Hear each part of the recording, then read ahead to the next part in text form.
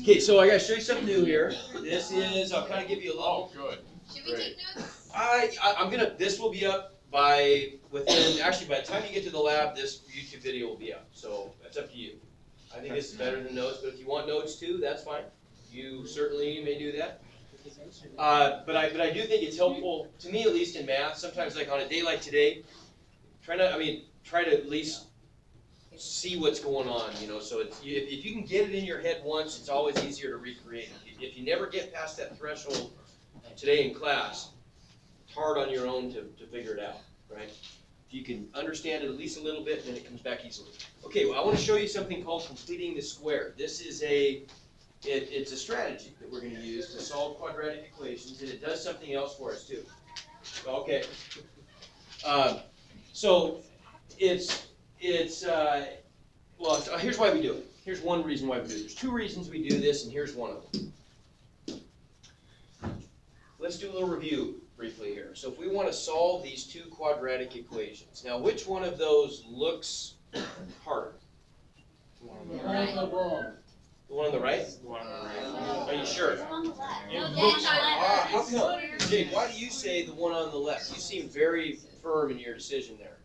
Because the x squared minus x, you can isolate x squared, but it'd just be 3x plus Okay. 4. We can't really isolate x over here, can we? No. But we can here, right? Yes. Even though these numbers are bigger and there's more terms, and it might look uglier to the untrained eye, if you look closely, that's probably easier because we can isolate x. Maybe. Turns out neither one of them is too bad, but the one on the left has the potential to be pretty ugly.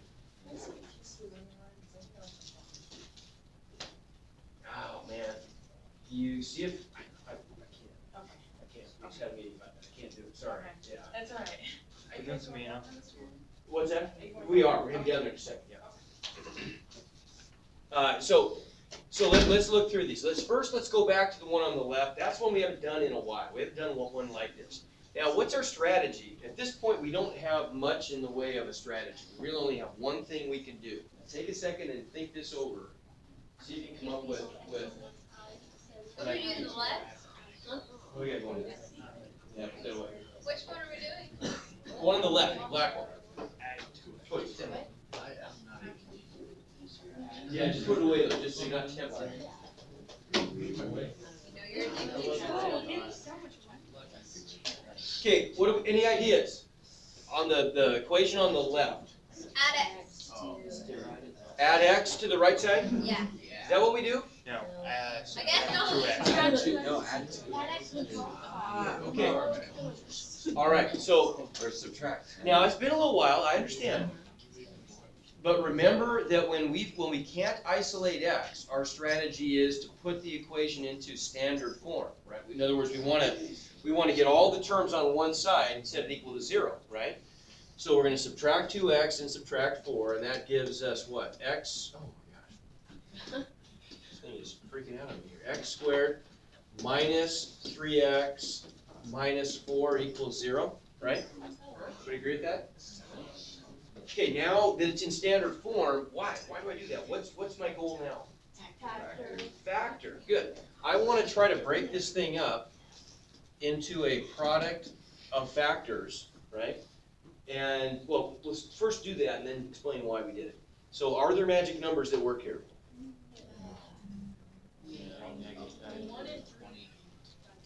Say it again? 4. Okay, be precise. Give me the -4, -4 and One. positive 1. You have to multiply to -4, add to -3. That's what I said. Okay, maybe you're a doppelganger in a different universe. That's not quite what I heard. Okay, so now, why do we do that? Why do we break this up into a product of factors? So we can find the 0 of x. Factors are fun, that's true, but that's not our primary consideration here. What? Somebody that hasn't contributed yet. Somebody that hasn't contributed positively yet. I will have no contribution this evening. Yeah. No help. Jody. Just okay with Okay, why is it now? Okay, come on, well, I wanna get back to reality here. Okay, why is it, Dylan, why do we do this? Why do we factor this? I'm asked Dylan. Okay, we're trying to find the zeros, and we can use the trick that we know as the zero product property, right? Remember that?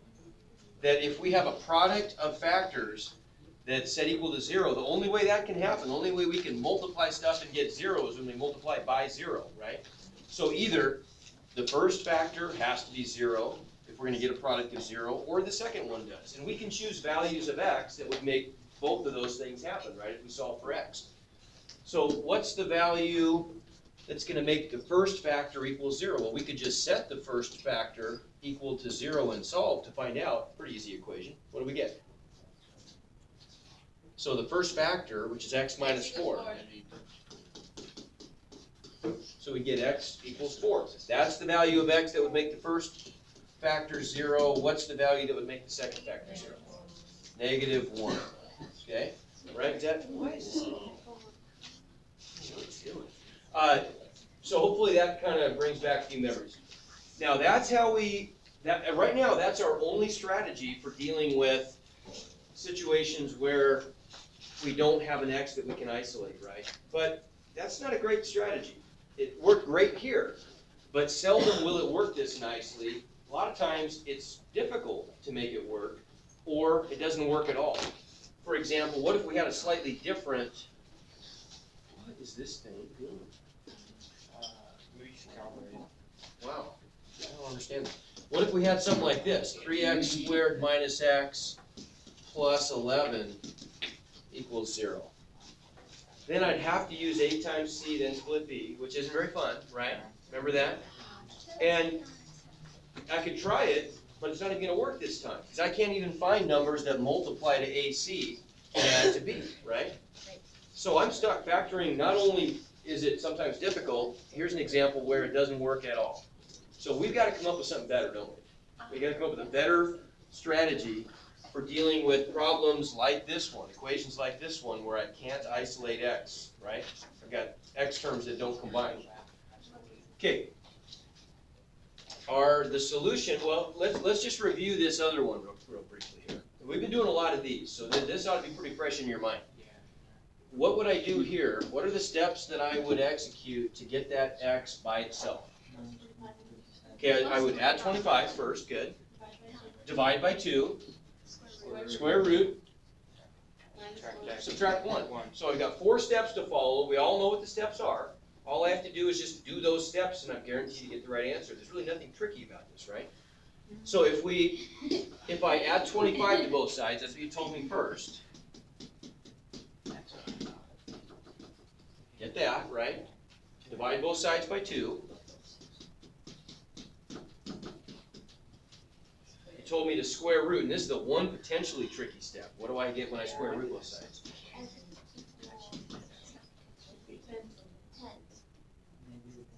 10 to the square root. Positive or negative 10, plus or minus 10.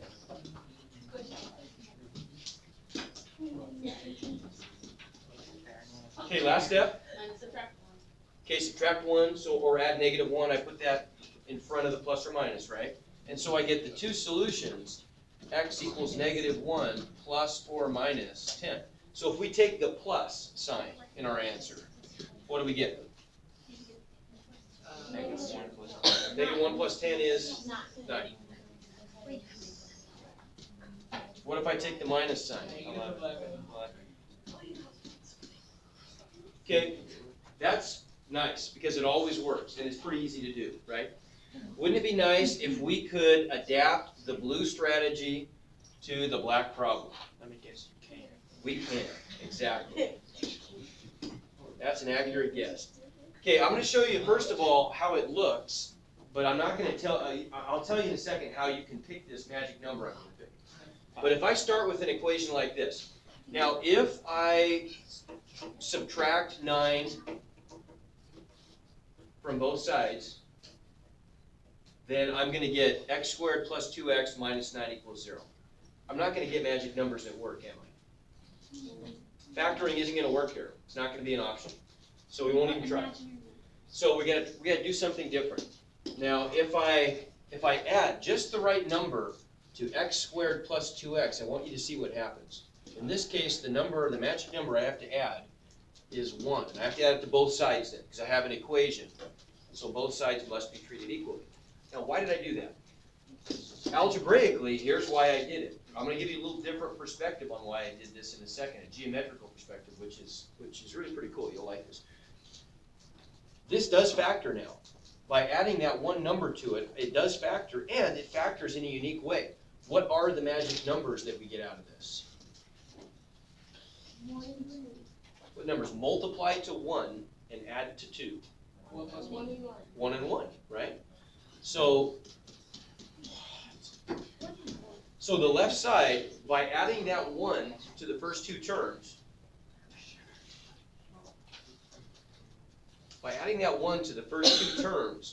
I created, it factors, but look how it factors. What's an easier way of saying that? X plus 1 quantity squared, right? So it factors in a way where I'm guaranteed to get back the same the same factor times itself, right? And so why is that such a big deal? Well, that gives us the quantity x plus 1 squared on the left. On the right, we just get 9 plus 1 is 10.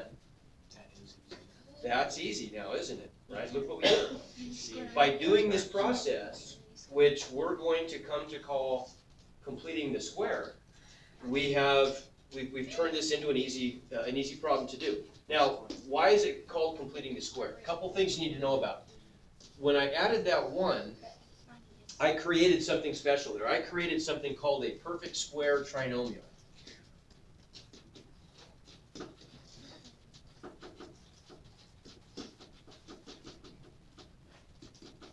What is a perfect square trinomial?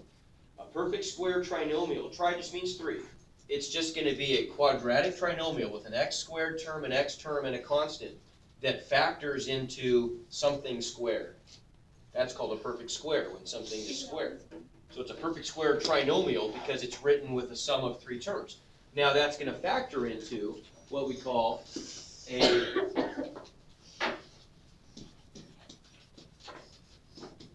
perfect square. Something squared. Wait, is it always the 1 you're adding? Or is it? No, it's not right. The 1 is mysterious to you at this point.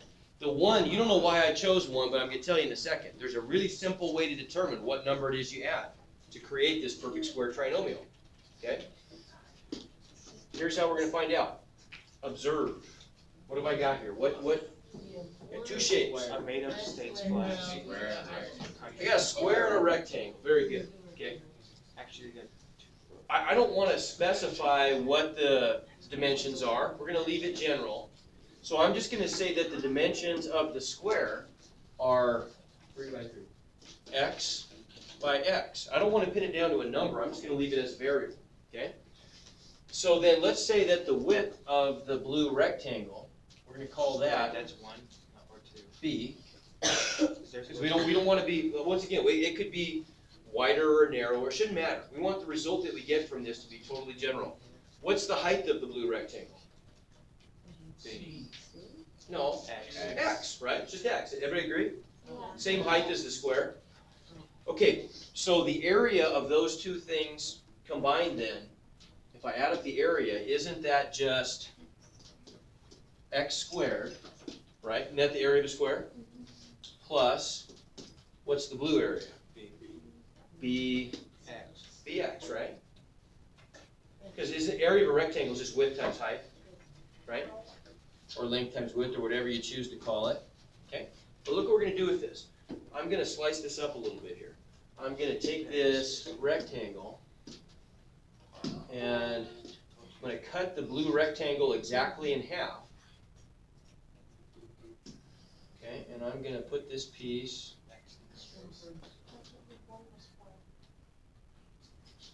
right there. Now, it doesn't quite make a square, does it? But it almost does. It's trying to make a square. If I could just fill in that little divot down at the bottom right, I could turn this into a square. Now, we might call that process, what do you think? completing the square. Yeah, how about that? So are we I was coloring trying to it? figure Are we out coloring what this the- class now? where's the yellow part? Yeah. Are we coloring in this class now? Okay. So there's the little piece that I could push in there to create a square, right? To create a perfect square. Agreed? Okay. So if I were to do that, I want to know what would the dimensions of the new square be? How wide is it and how tall is it? X plus B, So this distance from here, or X No, plus look, B X then half. half another B. what's it gonna be?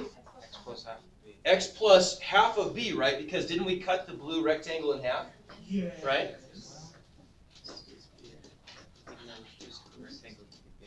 So that's the dimension, and that's gonna be both of them, isn't it? Everybody agree? Sure. Okay, so over here, we're just gonna get X plus B over 2 also. Okay, but to do that, we had to add this little orange piece down here to the corner. Because we didn't start with that area, did we? Right? So if we added the red area plus the blue area plus that yellow area, then we would get the square, which is, I'll outline it in green, right? Then we end up getting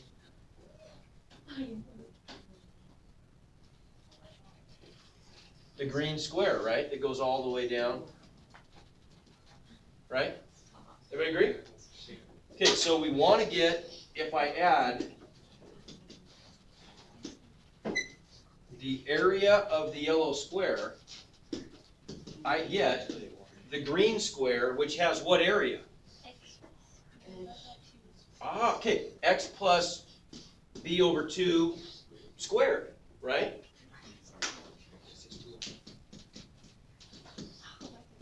Okay, so then my question is, what is the number I had to add, or the quantity I had to add to create this perfect square trinomial that factored into a perfect square?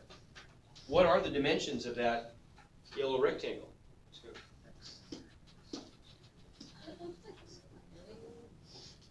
What are they? How? It's the same width as that rectangle, right? And the same height as this one. What are the dimensions of those rectangles? How wide are they? Half of B. Half of B, right? Agreed? So this one is just, Whatever half B is, just half of it. yeah, that one's B over 2 by B over 2, right? It's a square with side length B over 2. Agreed? So what's the area of that little square? Okay, what's the area going to be then? Yeah. B over 2 squared. How about that? No, it's not. It's actually B squared over 4. But we want to just think of it this way. That's how I got that number, right? If we went back to the last problem, that's just like what we did, right? Only this time, instead of a B, we have a 2. Right? So if B is equal to 2 in this case, didn't I just add B over 2, which is what? What's half of 2? 1 squared. What's 1 squared? 1. So I'm adding half of 2 squared to both sides to get the perfect square, x plus half of B quantity squared. See how that works? Let's now practice. It's not as hard as it might look or sound. So there's the picture we got. Right? That's our pattern every time. We just have to add whatever the number is in front of x, call it b. You're going to add half of that number squared to the first 2 terms to create the perfect square, the quantity x plus half of b squared. Right? So what would I add to x squared plus 8x then to create a perfect square trinomial? 16. How'd you get that? Ah, okay, good. Good. We added half of b, which is 4, squared, right? And whatever number we're squaring, in this case 4, is the number that shows up in the perfect square. Right? Make sense? Okay, try it again. How about this one? What's b? What's, well, hold it. First of all, just what's b in that equation? -6, right? So what's half of b? -3, right? So then -3 squared, or 9 is the number I'm going to add, correct? And that's going to give me what perfect square? X, the quantity x minus 3. See the pattern? Yeah. Right? All you're doing is you're figuring out if this is b, that's b, we want to know what is half of b. And then half of b is the number, I'm going to add the square of that to the first two terms. And that automatically gives me back x plus whatever that number is, quantity squared, times itself, right? So this is a little bit tougher because we have an odd number here. Okay, 2.5, we could say, right, if b is -5, isn't half of b -2.5? It's actually easier to think of it as a fraction because it's easier to square fractions than decimals, right? When you square decimals, you got to worry about where the decimal is going to end up. Squaring fractions, you just square the top and square the bottom. So we'd call that maybe instead -5/2 squared, right? Which would be what, by the way? No. No. But not negative. Negative, it's 25/4, right? If we square a negative, it becomes positive. So it'd be 25/4. But more importantly, what we end up with over here is the perfect square, x minus 5/2, quantity squared. Okay, why do we do this? Well, because we want to be able to solve equations like that. Okay, here's an example of one. Well, you tell me. If I try to do this using factoring, I would just get all the terms on the left, correct? Yeah. Okay, so we'd end up with x squared minus 12x plus 28 equals 0. Okay? If there are magic numbers, use them, because that's the easiest way to do this problem. Are there?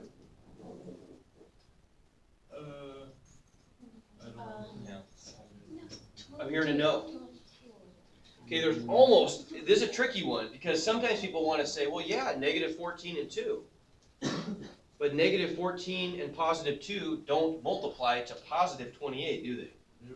Right? So the answer is no. There are not magic numbers that multiply to +28 and add to -12. So factoring has no hope of working, right? Doesn't work. So what are we going to do instead then? What could we do? Yeah, we can't factor this, so we've got to revert to our other strategy. We want to try to make this look like a single x in the equation that we could isolate. Okay, good. So, but to do that, remember, we want to we always want to start with the x squared plus bx by itself and add to those two terms the correct number, right? Yeah, so let's get rid of that 28. Get that off on the other side. So we end up then with x squared minus 12x, so we're ready to complete the square on the left side, equals -28 on the right side, okay? So now we just have to answer the question, what is the magic number that we add to the left side to complete the square? 36. How'd you get that? Okay, so b is -12. Right, so it would be the quantity -6 squared. Now I'm going to write it that way though. Is the box squared?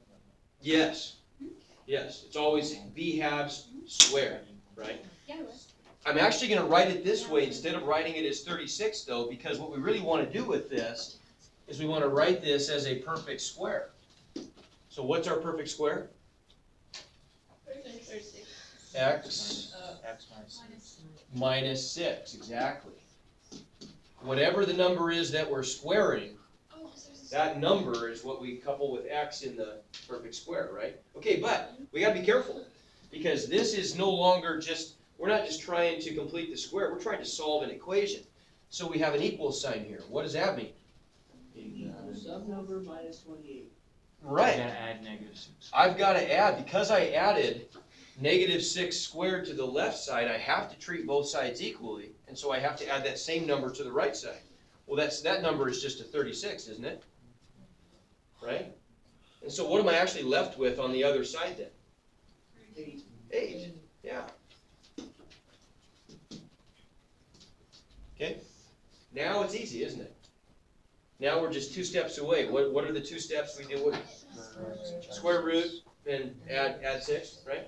So if I square root both sides, x minus 6 equals, Positive or negative. plus or minus, Plus or minus. the square root of 8, which really is, I can break that into the square root of 4 times the square root of 2, right? Right? And then last step, add 6.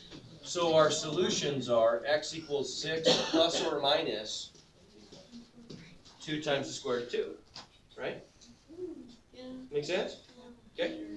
All right, let's look at one with a fraction. We're almost done. But Really? That doesn't have a fraction. what's that? That doesn't have a fraction. I will though, when we complete the square. Oh. Because it's got an odd b, right? So you like to see them with even b's, that's nice. So this one, once again, can't factor. There are no magic numbers that multiply to -1 and add to 3, right? So we gotta complete the square. So step 1, add 1, right? We gotta get the x squared plus bx by itself. So add 1.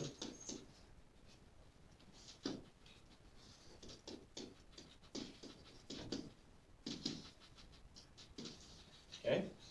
What are we gonna add?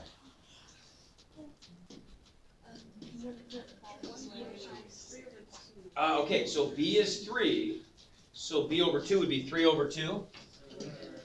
Is that what I add? Squared. Okay, what is that number? When I square a fraction, what do I do? 9 over 4, square the top, square the bottom. So that's 3 squared over 2 squared, right? So we just get a number on the right side. Now, what was the point of that? What does this factor into on the left? What perfect square? X plus b over 2. Yeah. And so that's all just equal to. What is 1 plus 9/4? How are we going to do that? 1 is the same as 1 over 1. So 2 over 2. Got to get a common denominator, right? Yeah. How'd you get that, Chris? Okay, I got to make 1 over 1. I got to get a common denominator, so I multiply by 4 over 4. And I just get 4 fourths plus 9 fourths is 13 fourths. Right? Okay. And then we're almost there. Now I just square root. So I get x plus 3/2 equals Divided by 2. Plus or minus. plus or minus square root of 13 over 2, square root of 4, which is 2, right? Last step, subtract 3/2 from both sides. And so we end up getting the two solutions, x equals -3/2 plus or minus the square root of 13 halves. Say it again? Because I had to subtract the 3/2 from both sides. Okay.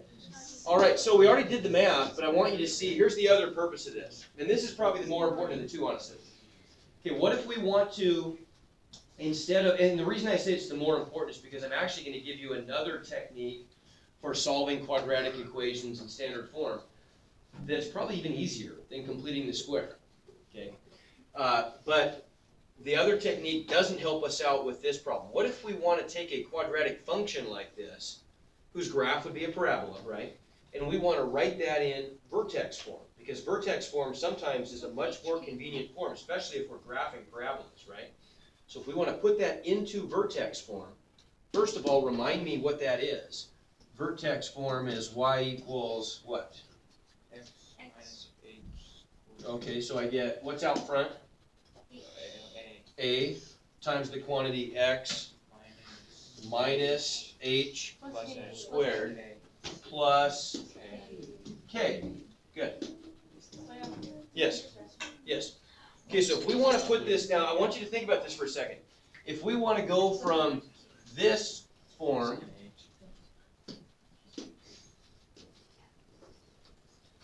to that form,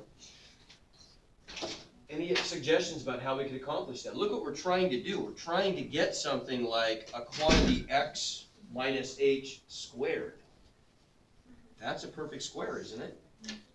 Right? H is just a number, right? So doesn't that seem like that's sort of what we're doing? When we complete the square, we're turning things into perfect squares. So what are the two, okay, so how, you talk to me about that then. What do I do? What do you think? No. One times No. quantity negative 3 squared plus negative 1. Okay, so yeah, now, when we complete the square, what was our starting point? Remember, we always wanted to start off with just an x squared plus bx, right? And then add a number to that to create a perfect square trinomial. So what are the two pieces then that we want to use to build the perfect square trinomial? The, which one? Okay, so the 3x and the x squared, right? That's my x squared plus bx. So what do you think I want to do with that negative 1? Yeah, I'm going to chase it to the other side. Just leave it there. Store it there, right? So on the other side then, we'll get y plus 1 equals x squared plus 3x. Now we already did this math, right? We just completed this square. So we've already done that part. But let's just see how it works in this situation. So we added, remember, to both sides, we added the quantity 3 over 2 squared, right? Which was the same thing as 9/4. So that on the side where we're completing the square of this equation, we just get x plus 3 over 2 quantity squared. On the other side, what do we get? Well, y plus, and didn't we decide 1 plus 9/4 was just 13/4? Right? So what's the one step I have to do to put this thing in vertex form? Say it again? Put it to the K. Yeah, okay, so I'm going to subtract that 13/4 to get to y by itself. Right, so if I do that, I get y equals x plus 3/2 quantity squared minus 13/4. So in our equation then, our function that we put in vertex form, what's the value of a? 1. So does the parabola open up or down? Up. What's the value of h? 3. Negative 3/2. What's the value of k? Negative 13/4. So what are the coordinates of the vertex? Yeah, the vertex would be at negative 3/2, negative 13/4, right? Got it? How about that? No big deal. Okay, 205.